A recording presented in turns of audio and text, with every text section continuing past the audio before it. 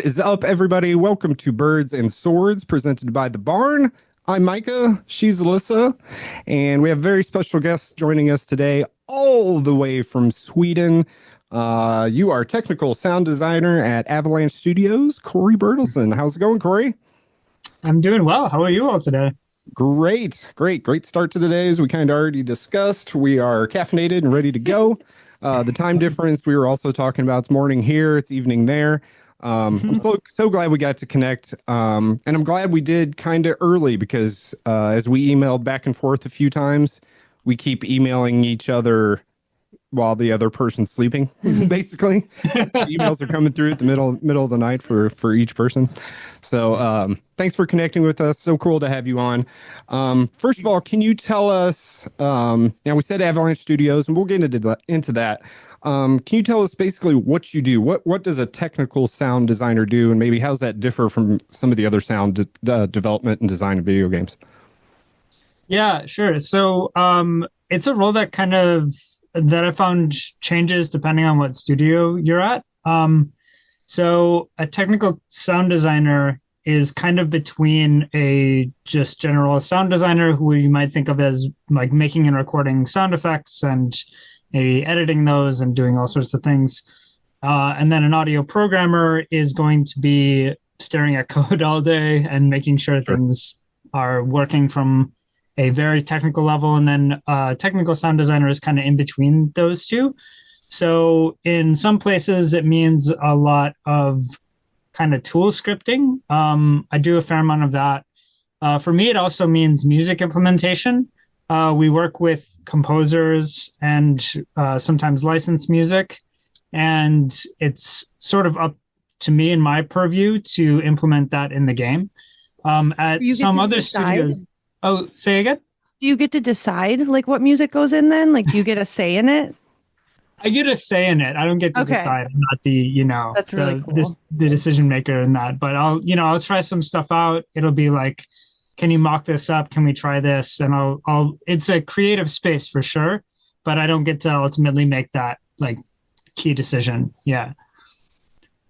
So I know at some companies, for instance, Ubisoft has a dedicated role for music implementation, and that's just all they do all the time. But for us, it's like rolled into a bunch of other duties as well. So it's great because I come from a very musical background, and it's awesome to be able to do that like on a regular basis. So what about sound effects? Oh yeah, I get to do a lot of sound effects as well. We've had a Foley session. So Foley sound effects just means like recording sound effects yourself. It comes from like Foley artists who work in TV and film and do, all the footsteps and things like that. Oh, that's so cool. Yeah, she definitely wanted to talk about that. So let's go ahead and expand on that. Okay. It seems like you watch like behind the scenes for movies or games, cool soundtracks, scores, things like that. And they'll be like, here's us. I decided to get a bristle brush against a trash can, and that's what you're seeing here. So is that kind of some of the things that you're involved in? Yeah, I do some of that, and we're a fairly small sound team. I guess it's like it sort of shifts between, I don't know, 5 to 10 people, and it depends on where we're at in the project cycle. So I get to be very hands-on in a lot of aspects of sound design as well.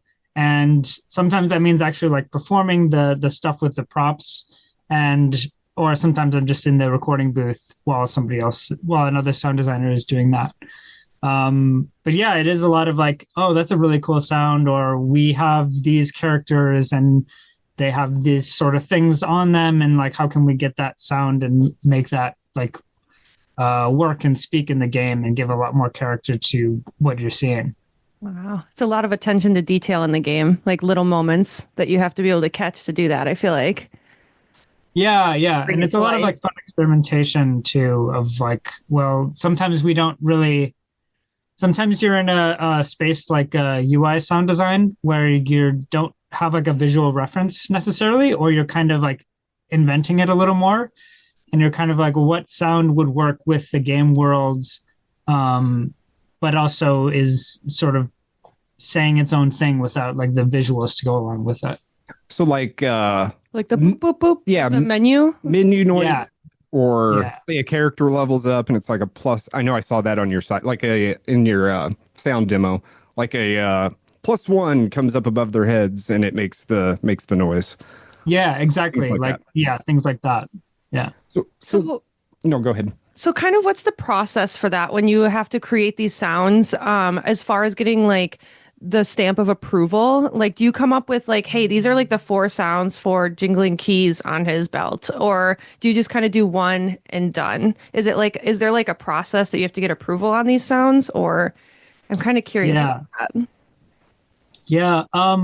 So especially at, Avalanche Studios, which is funded by a larger publisher, we go through rounds of iteration, and we're play testing constantly, and we'll be always just like evaluating the things, and people will give us feedback, other developers will give us feedback. So we definitely have, a leadership kind of hierarchy of people saying yes it's good, or no it's not good, or let's try this.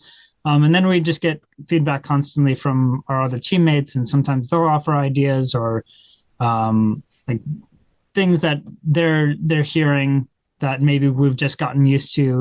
So it's a team effort for sure, and even getting that feedback process is.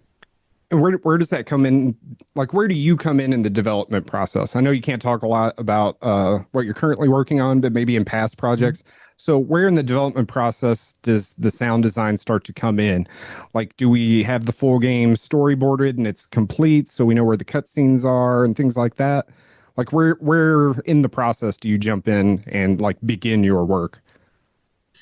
Sound actually comes in quite early, and I think especially with if it's a project that's like set in a specific region of the world, and like there's a real world context, then you'll be involved in the ideation pretty early on, especially if you're like in a leadership role. I think me specifically, I kind of came on quite a bit later in this specific project.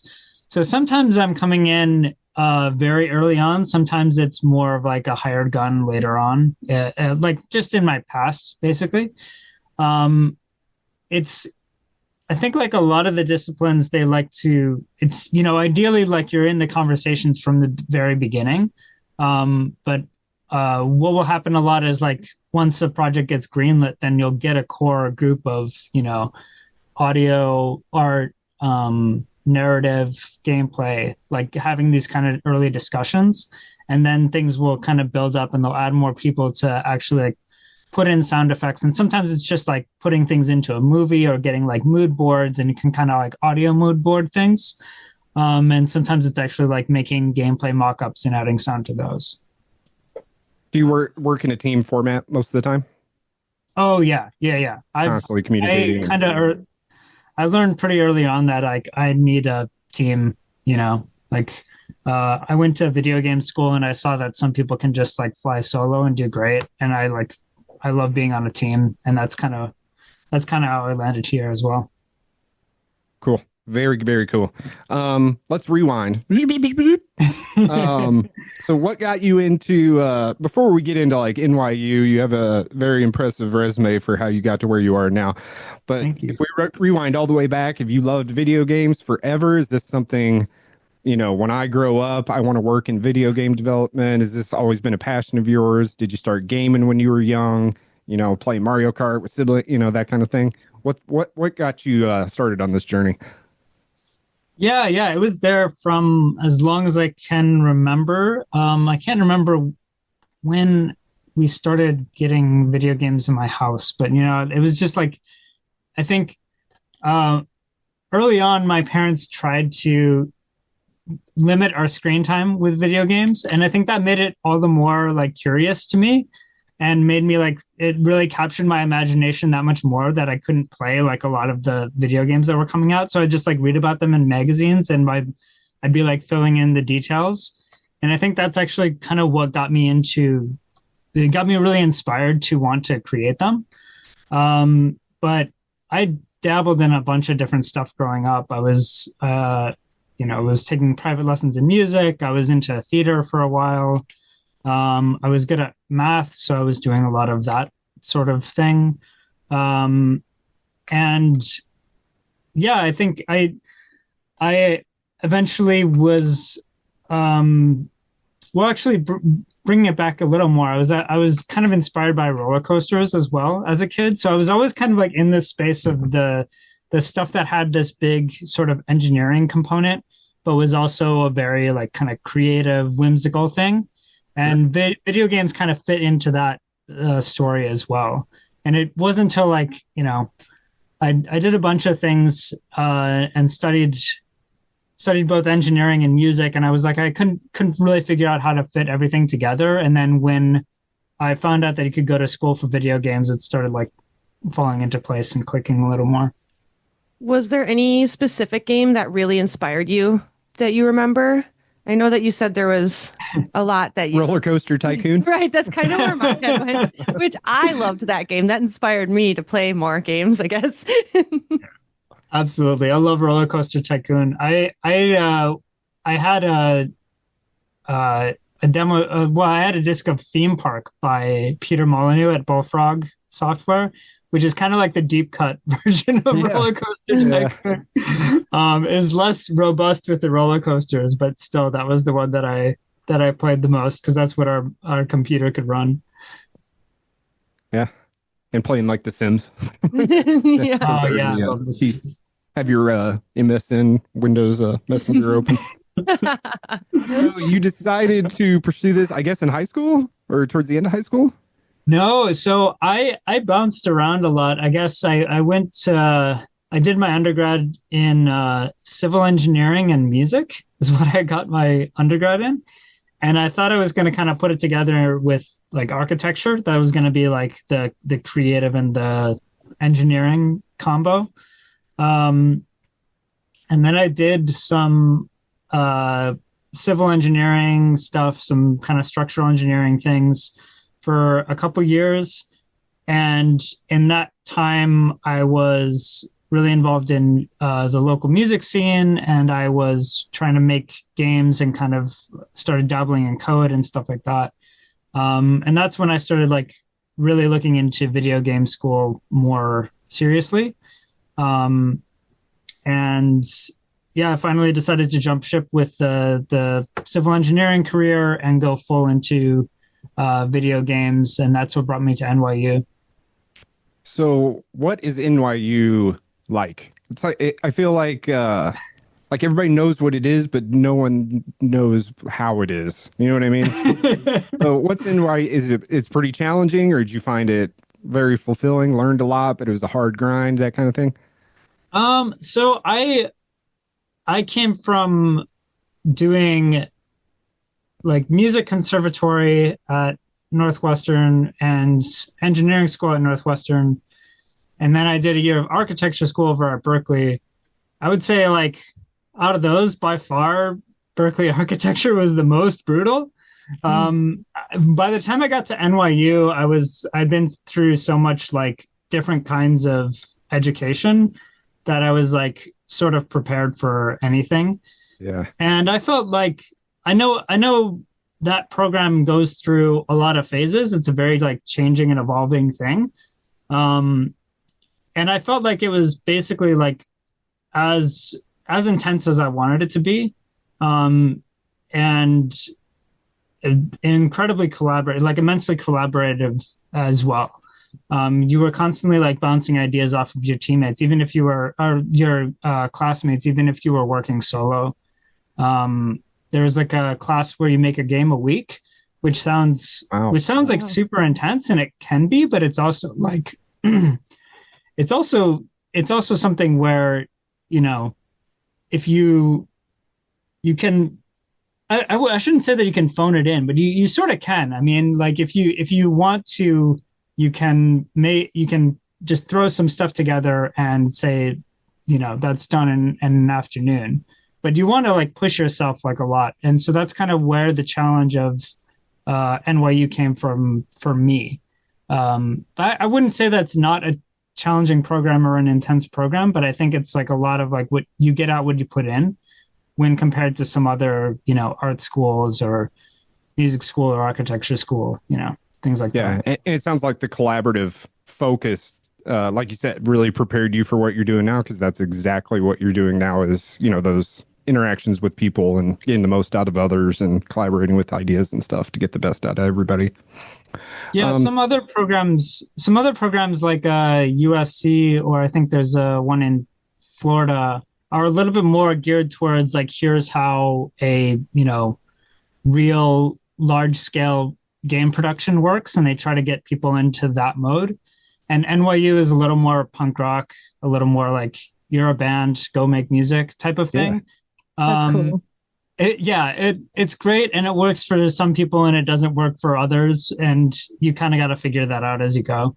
But I loved it. I'm so happy I went there. That's awesome. You can really see your love for architecture too. I was looking at your Instagram with your artwork, and then you had like you sent it to us, didn't you? I know I did. Don't be embarrassed. It's a public. I think it's a public profile. It is. With your artwork, but also there was like some sort of like digital program you were using where you were like setting up buildings, and you said windows that didn't work or something. Can you tell me a little bit about that and what that was? Because it was really interesting to watch. Yeah, I like to make sure I keep up some, free swim stuff in my spare time. And one of those is drawing, or this kind of fascination with cities. And I sometimes explore it with just drawing and doing like sketches on paper with like musical accompaniment. And then I was also exploring doing that in Unreal with like some sort of procedural generation. And yeah, I was doing it. So that's like Unreal Engine. Like, how can I like put a city together using some of just basic scripting and doing a little bit of sound to go along with it. Well, it was really cool to watch, I will say. I enjoyed it. I like that you dabble in a little bit of everything, and I bet that helps with the overall development process when you've got that kind of frame of mind, how how some of the other pieces are working. If you had to switch departments and work in a different department in the industry, what would you want to work in? I was really gunning for level design for a while, and then it was interesting because I was like, I was trying to build up like a level design portfolio, but I was getting freelance work in audio, and I was like, oh, I should probably just like move a little more effort into audio. So it'd probably be level design, I think. Yeah, that makes sense. Man, that sounds like a grind, though. Yeah, sounds like a grind.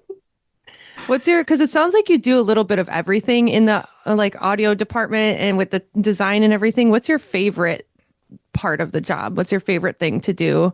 I mean, I really love when the music system kind of comes together. Yeah. Like it's responding to what is happening in the game. And it's like, you get those moments of like, where it really like syncs up and it feels super cool, or it's like super tense, or there's this like big explosive moment or something, and the music is just like right there with it. And Avalanche is known for their explosive moments, so you got plenty of those to work with. yeah so yeah, I think I love the music implementation the most. Yeah, I would say soundtrack and music, I mean, that just like really pushes a game to the next level. Yeah, we talk about sound, and especially soundtracks, I guess we talk about that all the time. Yeah, it can I don't know if it breaks a game, but it can definitely make a game. Yeah, for sure. Yeah. Sorry. Yeah. Expedition 33. I believe they just like found the artist on SoundCloud. He was just a guy that loved making music. And they brought him in, a composer. Yeah. That was just like posting on SoundCloud all the time because he just wanted to continue to grow and teach. And like, best soundtrack I've probably ever heard in a game. I mean, he's just so much passion. Is that how a lot of them work, though? Does a lot of it come from like if we're just talking music, do a lot of them come from like a single source? I know you mentioned licensed music before. We watched the Contraband trailer earlier. Who is that? Creedence Clearwater Revival or some kind of Vietnam. That was the teaser was Steely Dan. Yeah, Steely Dan. Yes. Yeah, like it fits perfectly. So are a lot of games that at least that you've worked on come from like a single artist, or are we pulling licensed music from different sources and then filling it with, some original things? So in my past work, it's usually been a single. I mean, like often when you're licensing, you want to have some sort of mixed, assortment of different places and different like musicians and things like that. Like if you have like a radio system in your game, then it's going to come from a lot of different places. But if you have like composed music, I know some games have done it with like multiple composers. I think like FromSoft has used like multiple composers, but often you kind of want to have one person or one main composer sort of unifying that whole thing together.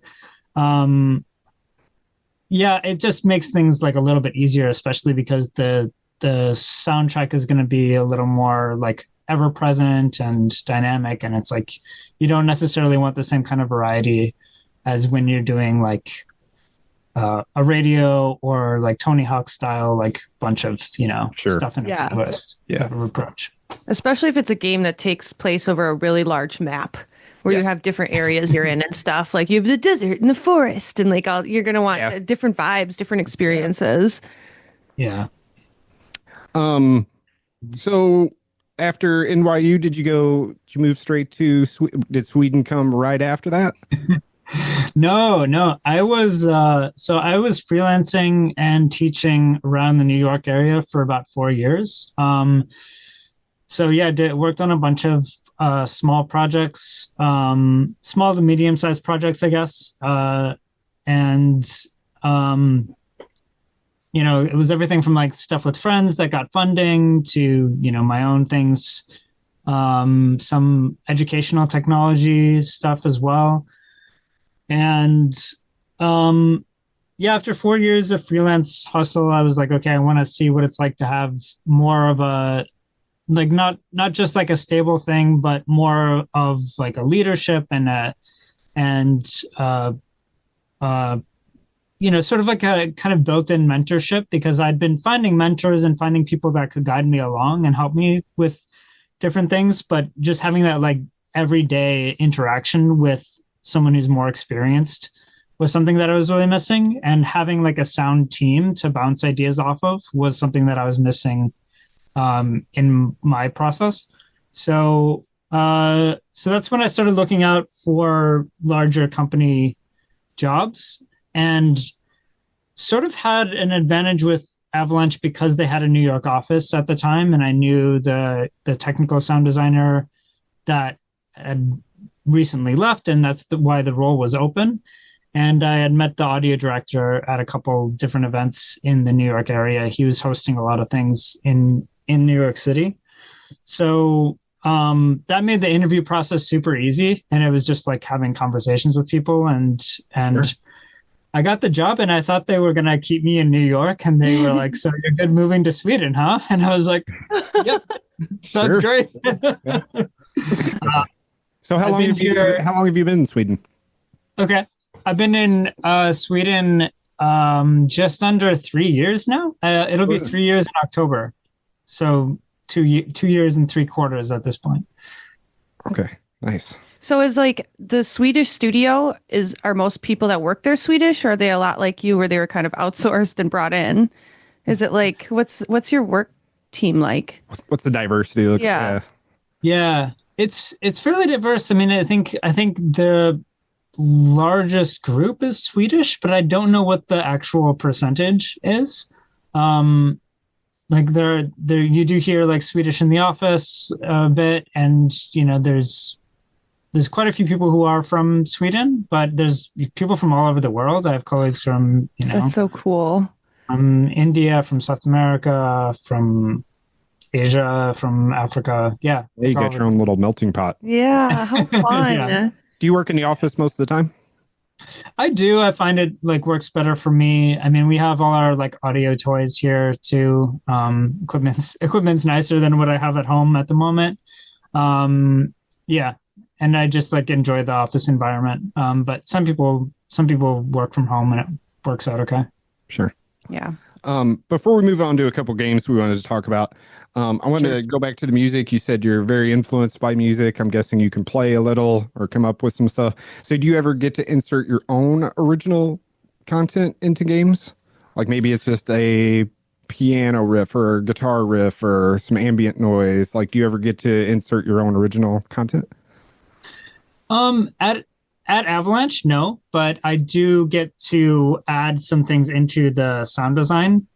So we do often want to have, like, you might want to have like instruments or things like that in different parts of your sound design to give it this kind of like tonal aspect to it.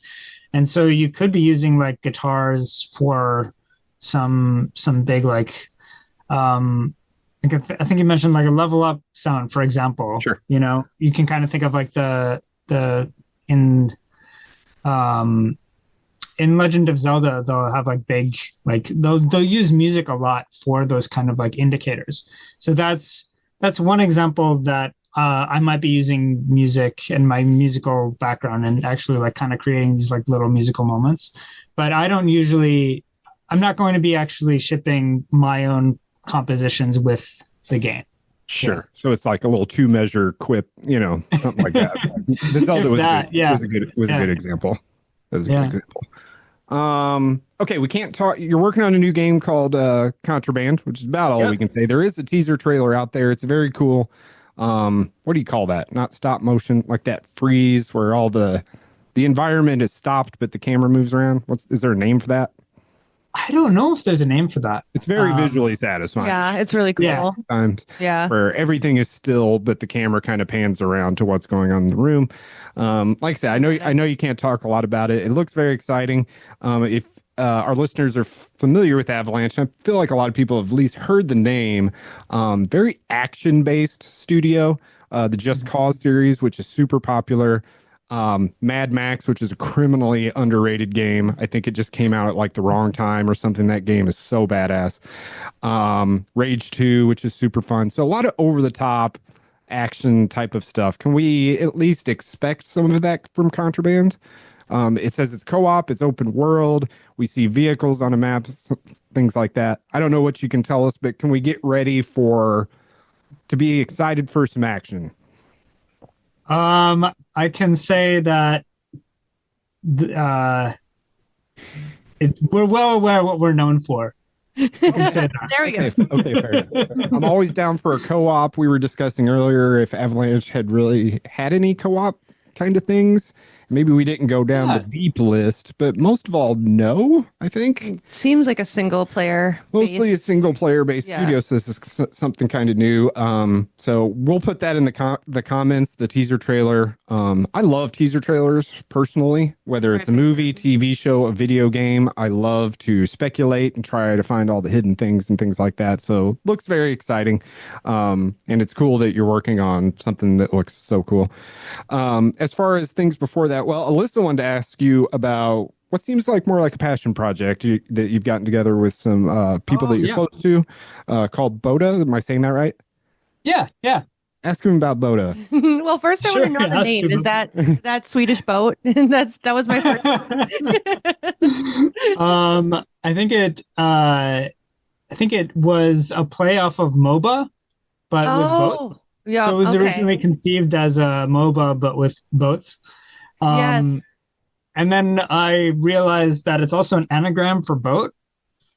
So that works too. Boats. Yeah. I like it. Yeah. First of all, I just want to like commend the art style. I love that like watercolor look, the bright, just like happy, like sunshiny look to games. I think like Wind Waker is a really good example of that. It's very reminiscent of that. I love that. I was kind of looking at it and it looks like it's like maybe you and a couple other people that are working on it. Do you just want to tell us a little bit about the game? It looks really neat.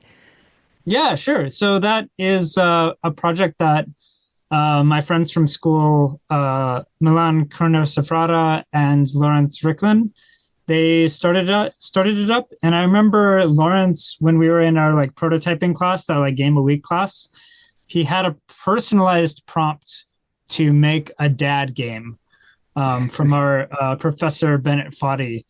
You might know from Getting Over It with Bennett Foddy. So I think that's when Lawrence started modeling boats. It was way back when we were in graduate school.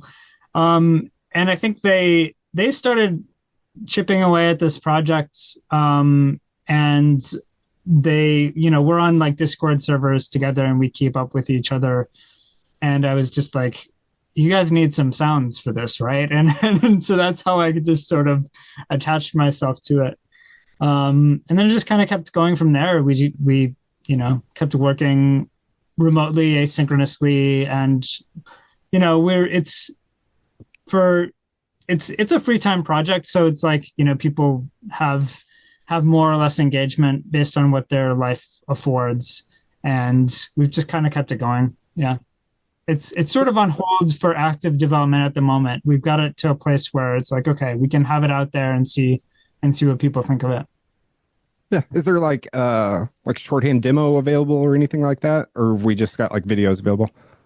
Yeah, so there's like a single player version of it. It's out for like $3 on itch. We might put out a demo that's more of like a free version of that. It's more pared down. And I have some other ideas that I would love to do with it if we're able to. We had it originally as like a multiplayer game, and we hit some sort of snags with the multiplayer aspect of it. So that's also a bit that's like on hold for now. But that's another thing that we really want to return to if we can. Yeah, it looks really cool. Yeah, I like it. And then you've got your independent projects, or that's what I'm calling them, on so this is like I feel like it's your online handle. So how do you say the 8UDE? Oh yeah, I thought it was super clever, and it was like etude, kind of like a musical etude. Oh, yeah. You can pronounce it however you want. Now it all makes sense. It's all coming together. Now it all makes sense. So you've got multiple projects on there. Do you want to talk about those at all? We'll link that as well. Some really cool creative stuff in there. I think you've kind of hit most of the ones that I've been more recently doing. So do you mean the stuff that's on my portfolio? Sure. Yeah. Oh, okay, sure. I'm not sure what's actively in development now. I was working on a mobile game tie-in for Insecure for a while. That was a super great project with Glow Up Games. So we were working on like a musical. A lot of what I was doing on that one was like working on this kind of rhythm game component to it, where you were kind of filling in words. It was kind of Mad Lib style, like adding words in. Yeah. And you get points. You get more points based on the kind of like rhyming scheme and like how rhythmically accurate you are with it. And yeah, I worked on a VR math education game. That was really interesting. The algebra module. Yeah, yeah. For prisms. I could have used that. I went to art school. Yeah. They didn't make me take more than algebra, so. I didn't know that was VR. That looks pretty cool. Then you got airplane mode, Bizarre Barber, which give me that. Iron Lights, Looking Glass Factory, Hearth, Impromptu Jam, Echo, Circle Zero, Hyper Eco Farm, which looked really interesting to me because I like that kind of stuff, and then short form experiments. Yeah. So I guess of those, Bizarre Barber was a really interesting one. That was with the same people that I worked with for the Prisms game. And it's kind of like, if you're familiar with Beat Saber, we're sort of like taking something similar to that, where you're mostly standing in one place, but you're giving people haircuts that are kind of rolling by you on the subway with these like comically yet terrifyingly oversized scissors. It was a super fun project to work on. I love the people that I worked with. Gordy and Maria, we have a company called Synesthetic Echo. Their whole thing was just like the most accessible VR game ever. And we had like people that have never played VR before or didn't like VR. And it's like, you just kind of give them the controllers and they understand it immediately. Like 0-button game, but still like very fun. It was sort of like, and the art style was sort of like Fraggle Rock, but in the New York subway. It was really kind of wild. That actually does bring up another question. I don't know if it ties in with VR, but how does implementing like 3D audio? Is that like extra steps for you, or is that I mean, I guess you have to tell it where to go, right? Oh, Because that's Yeah, definitely a new era thing. yeah. I mean, so that's true for also any sort of game that's in 3D. So, like for instance, the Just Cause series has the same, has a lot of it's basically the same technology that you'd be using in VR, where you're like putting things and you're spatializing them. So stuff that's far away is quieter, and stuff that's closer to you is louder. VR adds a few other like bells and whistles that you can potentially use. One of them is actually like it has a fancy acronym called HRTF, which is it applies like filtering based on your head. So stuff that is like if something is on your left side, it'll hit your right ear slightly later than your left ear, and it'll have wow. like a little bit of filtering to it. That's really interesting. And it's that technology kind of come along after you've had to learn that like along the way. You know what I mean? Yeah, Like that technology kind of.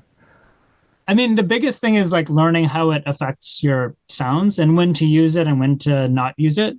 So sometimes you want that effect. A great example is if you've ever played Hellblade, Senua's Yes. Sacrifice. Love that They game. didn't, yeah.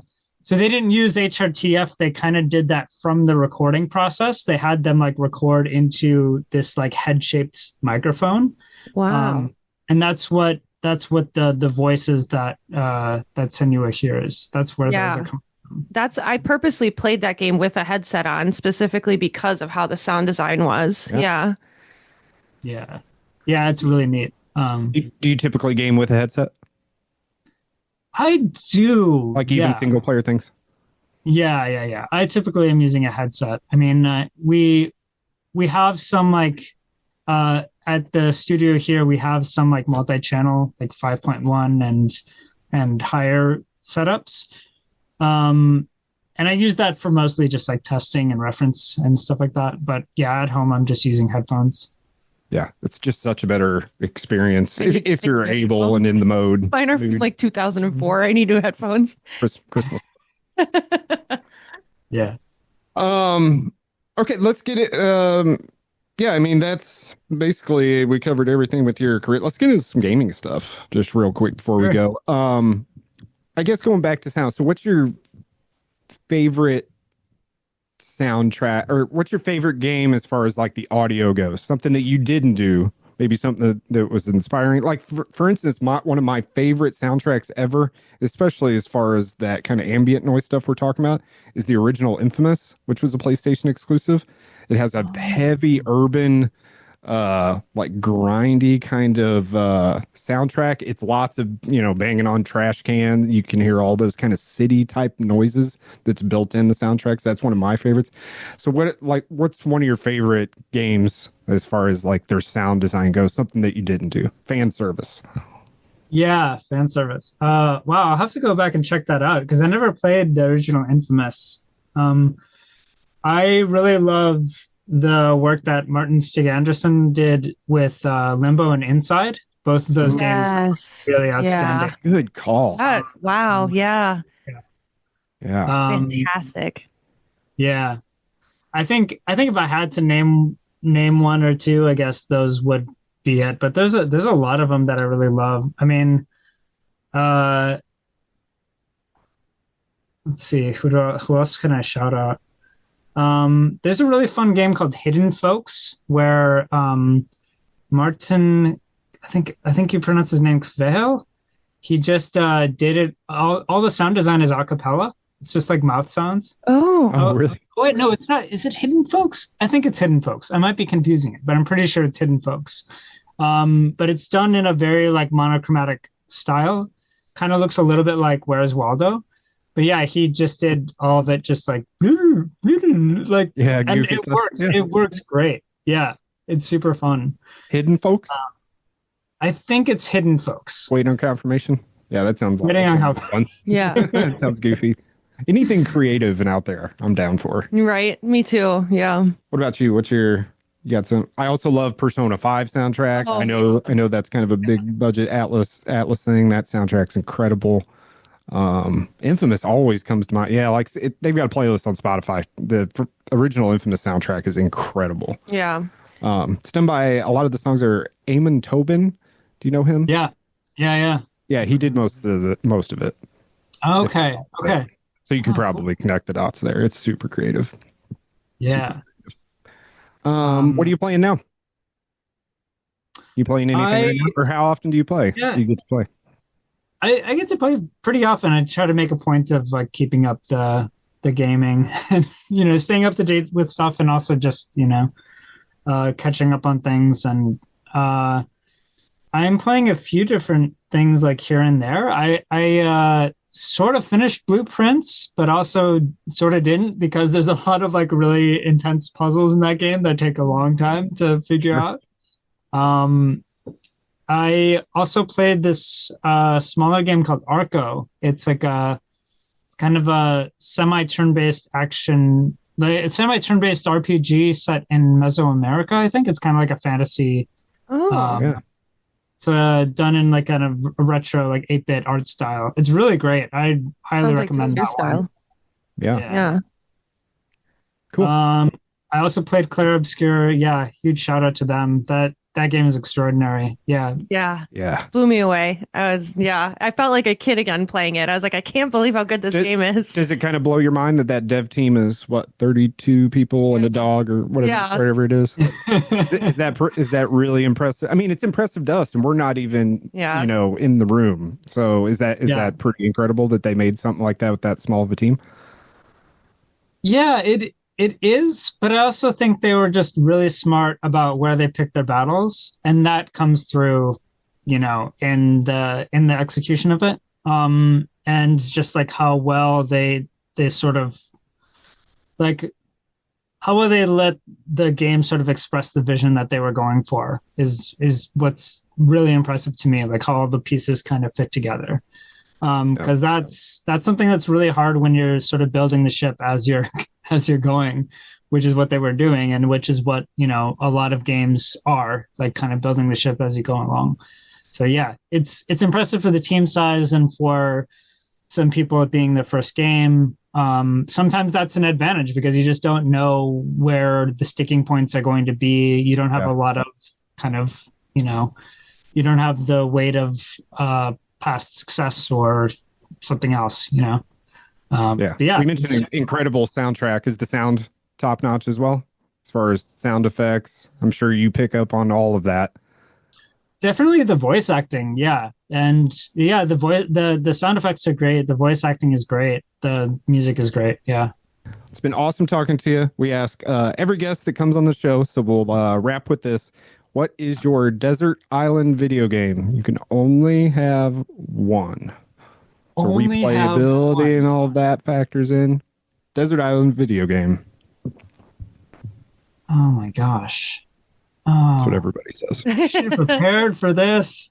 Kind of knew it was coming, and then I wasn't prepared for this. Infinite shout outs to The Outer Wilds. Good call. Game, start to finish. We're getting a second one too, right? I don't know. So, okay. Outer Wilds is the one where you're solving mysteries in a solar system in a spaceship. And then Outer Worlds. That's probably where I'm thinking of the sequel. You know the difference between the games, but that's probably where I'm getting the sequel. Good call. Yeah. Outer Wilds is phenomenal though. Alien-ish type of thing. Yeah. So that's what you go with? Yep, that's what I'm going to go with. Final answer. Thanks so much for joining us today. That's Corey Bertelsen, technical sound designer for Avalanche Studios. Contraband coming at some point. Get excited for that. We'll post his socials and everything like that. But it's been a blast talking to you, man. Maybe we'll catch up with you down the road once the game is out, and maybe we can get to talk about it. Yeah. Great talking with you. Go Badgers. All right. Yep. Good night, Sweden. Thanks, man. Thank you. Good morning, Wisconsin.